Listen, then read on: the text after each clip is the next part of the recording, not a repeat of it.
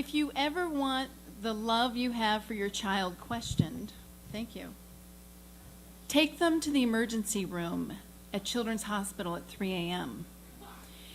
Now, my husband and I are a tag team. We really work well together. And we went to bed one night, kind of late, went to bed, completely naked as we always do. In the middle of the night, we hear, "Mom, Dad, quick! Something's happened to Caleb's leg." We're like, "Caleb, wait, I didn't hear anything, did you?" "No."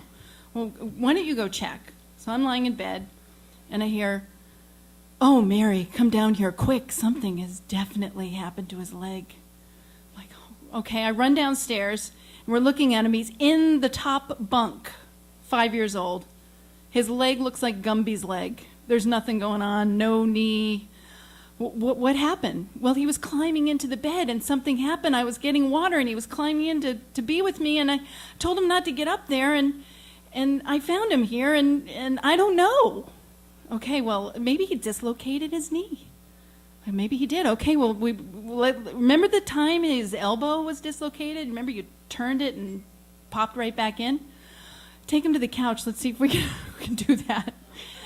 Well, the minute we touched him, he moaned, and he was kind of half passed out to begin with. So we said we better wrap him up, and okay, we'll get in the car, and we'll drive to the hospital. So I'm driving. David's in the car in the back with Caleb. We arrived to the emergency room. The lights were as bright as they are now, just glaring lights. And now I realize it's really not so that they can actually take care of the sick in the waiting room, but so they can scrutinize the people carrying the sick in. So I'm looked at with, squinting eyes, and tell me exactly, how did this happen?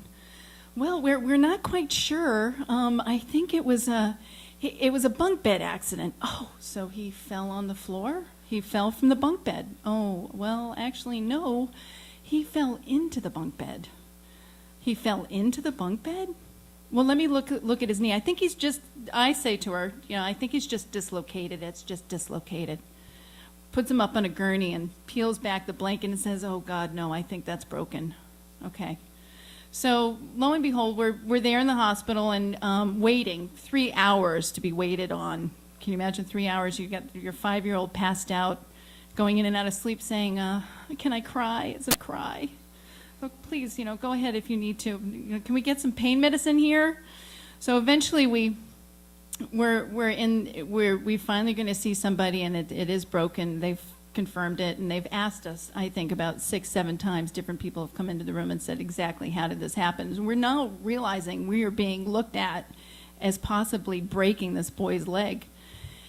And they leave the room, and we're sitting there looking at him, and we look at each other and we start to laugh, because we've realized that we are wearing clothes that look like we're meth addicts. Our hair is like this.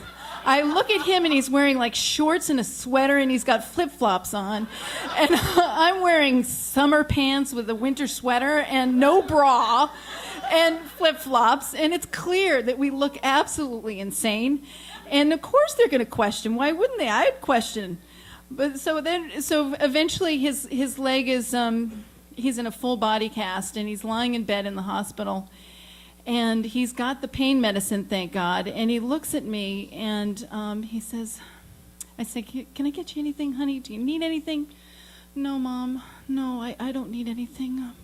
But could you put the snake around your neck like a scarf?" I was like, did I just hear that? Did he just ask me to put a snake around my neck like a scarf? And I said, what? And he said, "Mom, put the snake around your neck like a scarf." And I didn't even have a scarf. So I said, well, "No, I don't think so." And he said, "Oh, come on, Mom, do it for love."